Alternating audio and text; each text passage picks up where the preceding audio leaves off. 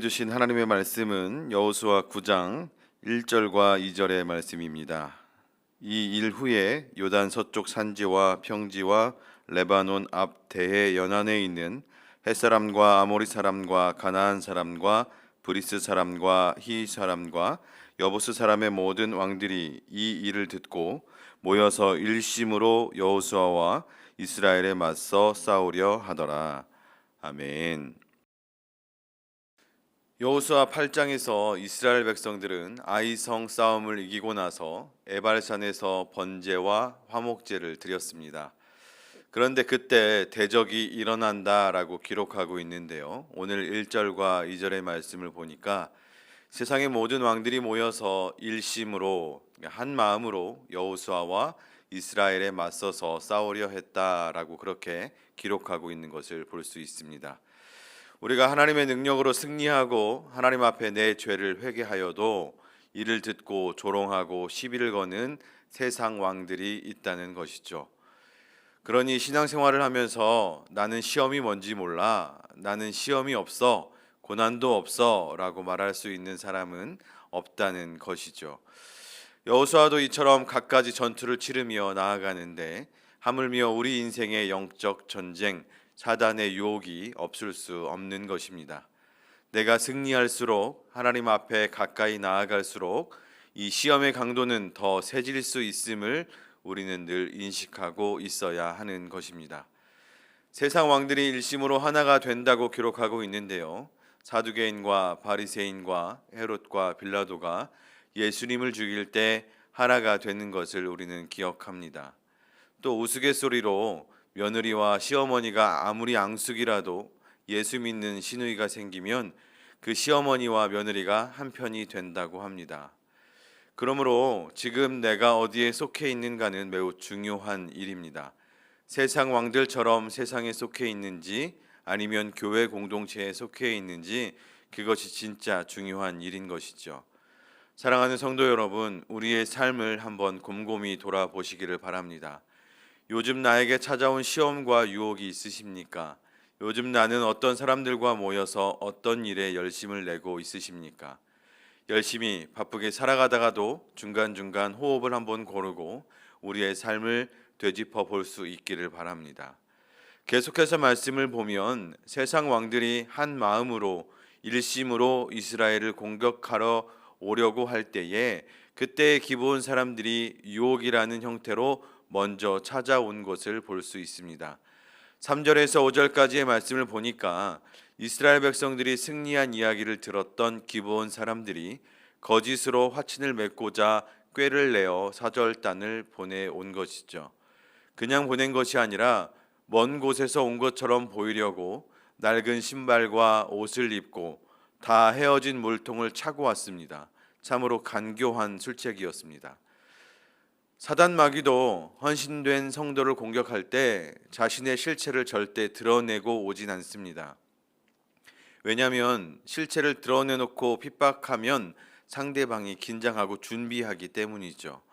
그래서 감쪽같이 자기 정체를 숨기고 그럴싸한 모습으로 다가오기 때문에 우리가 분별하기가 어려운 것입니다. 더구나 기브온 사람들은 하나님의 이름까지 이야기하며 찾아왔습니다. 너희는 누구며 어디서 왔느냐라고 하는 물음에 우리는 하나님 여호와의 이름으로 말미암아 왔습니다라고 그렇게 답하는 것을 볼 수 있습니다. 게다가 하나님에 대한 소문과 하나님이 애굽에서 행하신 모든 일들을 자신들이 들었다라고 그렇게 이야기하기도 합니다. 이 이야기에 그만 여호수아도 넘어가게 된 것이죠. 여호수아에게 왜 의심이 없었겠습니까? 그러나 재물과 하나님 이야기를 증거로 내놓으니까 거기에 다 넘어가게 된 것입니다. 자신의 유익을 위해서 거짓 신앙을 경건하게 포장해서 나오는데 누가 옥석을 가려낼 수 있었겠습니까? 어떻게 분별이 쉽게 될 수 있었겠습니까? 진짜인지 가짜인지 가려내기가 너무 힘든 일이다라는 것을 우리가 깨닫게 되어집니다. 결국 여호수아는 기브온 사람들에게 속아서 그들과 조약을 맺게 되어집니다. 그런데 14절의 말씀을 보니까 어떻게 할지를 여호와 하나님께 묻지 않고 스스로 선택했다라고 그렇게 기록하고 있는 것을 볼 수 있습니다. 초라한 행색을 한 기브온 사람들을 본 순간 갑자기 여호수아에게 긴장이 탁 풀렸던 것 같습니다. 내가 여리고 성과 아이 성을 다 무너뜨렸다는 생각에 날마다 순간마다 내가 하나님이고자 하는 것이죠. 그렇게 무의식적인 교만에 빠져서 동정과 사랑을 구별하지 못하는 것입니다. 배가 부르고 등이 따뜻하니까 영적인 분별력이 무너진 것이죠. 성도의 본분은 늘 겸손하게 말씀을 통해 하나님의 뜻을 묻고 자신이 할 일과 갈 길을 아는 것입니다. 그러므로 날마다 말씀을 묵상하며 감사의 삶을 사는 것이 매우 중요한 것입니다. 마음을 열고 말씀을 읽고 그 말씀대로 순종하며 우리의 삶을 돌아보며 살아가야 하는 것입니다. 사랑하는 믿음의 가족 여러분, 우리도 여호수아처럼 그저 내가 좋은 사람으로 보이고 싶어서 거절하지 못한 일은 없으신가요? 더불어 하나님께 묻지 않고 내린 결정과 선택 때문에 속임과 어려움을 당한 적은 없으신가요? 간절히 바라기는 우리가 더욱 성숙하고 겸손한 신앙인으로서 상대방이 알아주길 바라는 마음보다 하나님의 뜻이 무엇인지 먼저 묻는 우리가 될 수 있기를 간절히 소망합니다.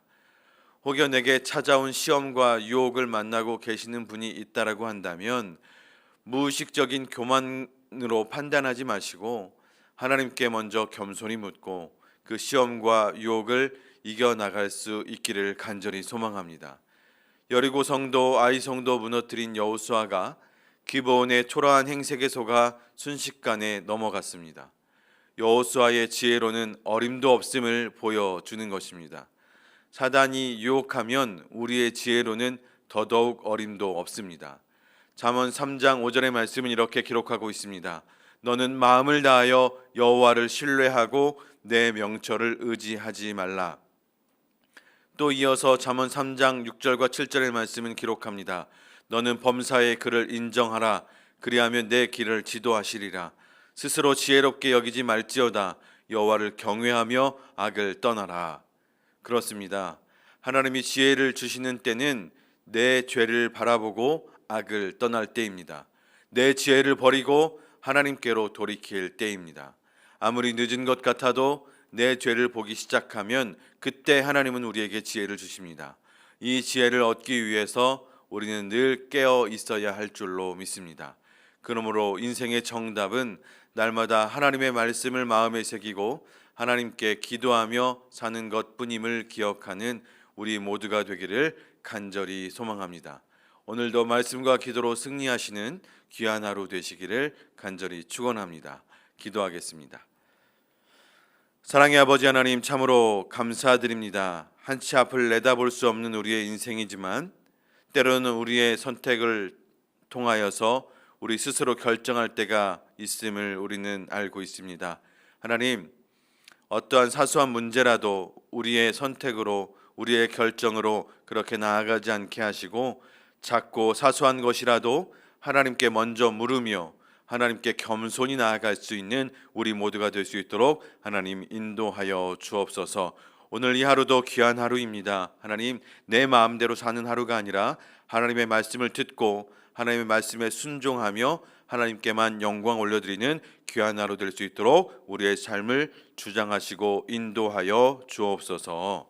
이제는 우리 주 예수 그리스도의 은혜와 하나님의 극진하신 사랑하심과 성령님의 도우시고 돌보시는 귀한 역사가 오늘도 겸손한 마음으로 하나님의 말씀을 들으며 하나님의 말씀대로만 살아가겠습니다 다짐하고 결단하는 사랑하는 모든 믿음의 가정들 위해 이제로부터 영원까지 함께 하시기를 간절히 축원하옵나이다.